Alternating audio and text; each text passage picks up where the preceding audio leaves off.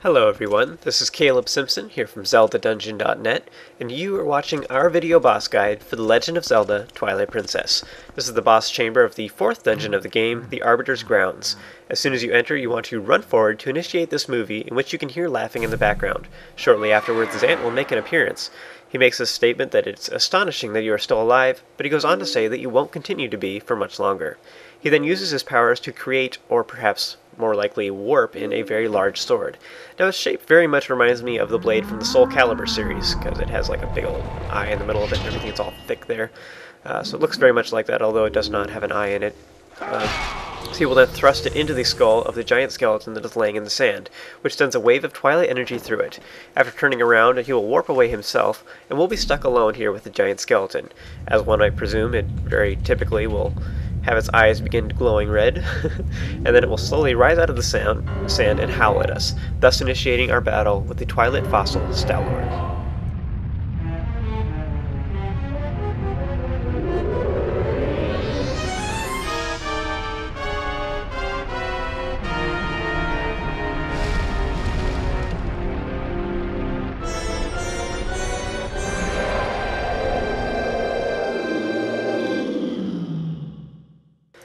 As soon as the battle begins, you want to use your spinner to go across the sand and press your item button again to use the spinner against the spine that is attached to the ground. This will cause that section to become brittle and break away, making Stallord just a bit shorter. The next part is a little bit more tricky. Now some blade traps will circle around the rails, and some new skeletal soldier enemies will appear called Staltroops. These guys don't attack, but rather Stallord uses them as barriers to keep you away from its vulnerable spine. A large cluster of them will appear about halfway to it, and is primarily in the direction of its face where it slaps the ground with its hands. It's also a good idea in general to avoid the flames or whatever that it breathes out of its mouth. For this part, I recommend going counterclockwise, making a U-turn in order to curve around and at an angle and hit the spine. Once you finally manage it, this will break it down a few more notches, and we're left with the final chunk to take care of. Even more blade traps will now appear, and there's even more Staltroops in general, but there's also now a second set of Staltroops that will appear surrounding the spine, making it extra difficult to get close. You can also kill the Staltroops themselves by spinning into them, but they'll just reappear. Also, if you ever get off your spinner while in the sand, I recommend transforming into a wolf in order to move across the sand quickly and get back to the rails. When you're knocked against Staltroops themselves, try to use the momentum to your advantage and get yourself back to the rails as soon as possible so that you can keep up your speed and continue spinning. This will help you keep up the speed, and you can sneak around behind Stallord. Now my suggestion for a strategy is to purposefully jump off the rails and latch onto the opposite side in order to get behind him.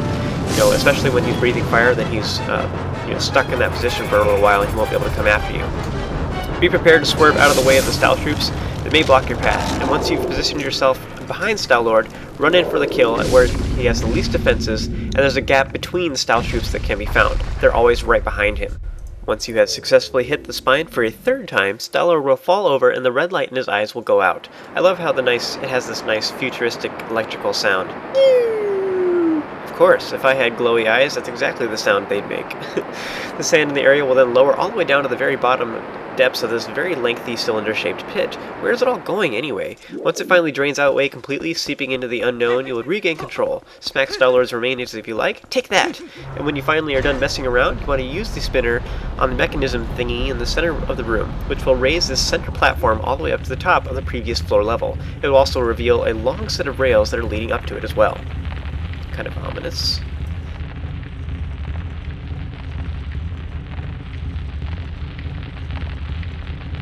Once the platform snaps into place, you'll see Link looking towards the door that leads out of the room, but he turns around to find Stallord's remains are still alive. Gasp! Apparently he's been reduced to just a head though, so it can't be too bad, right? It knocks Link off the platform, ouch, and he doesn't break his own spine or even lose any hearts. Chuck Norris ain't got nothing on Link. You want to get up and use the spinner to latch onto the rails leading back up towards the platform. So how this works is that the inner rails steadily climb upwards while the outer rails stay level. This means we'll be able to use them to hop back and forth, but in general you want to try to stay on the inner rails, on the inner side, because that way you'll get closer to Stallord. Once you finally make it up the rails, the skull will begin shooting fireballs at you. Jump back and forth in order to avoid the attacks. Just remember that the more you stay on the left side, the closer you will get. Once you are close enough, you want to quickly spin to leap into Stallord and knock it to the ground, stunning it for a short while.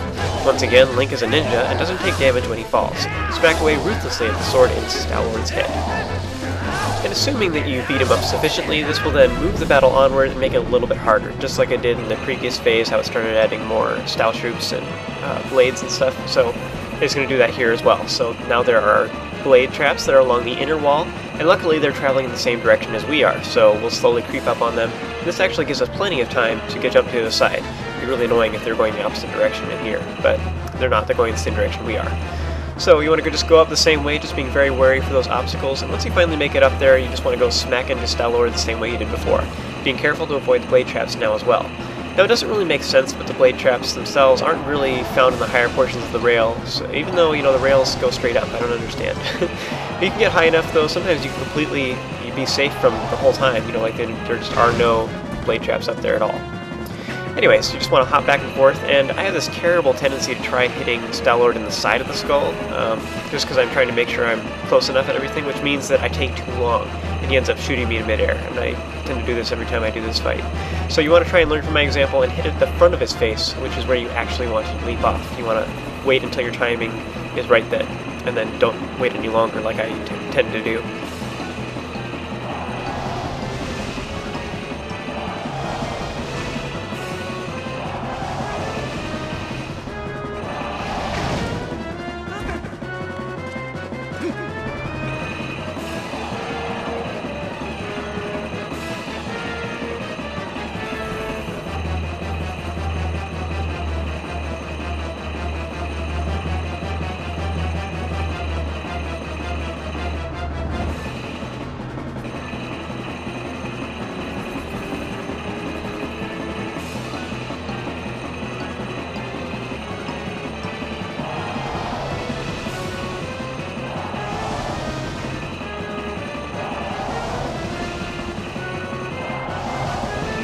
Once you finally knock it down a second time, release all that hidden rage from deep within and smack the sword oodles of times.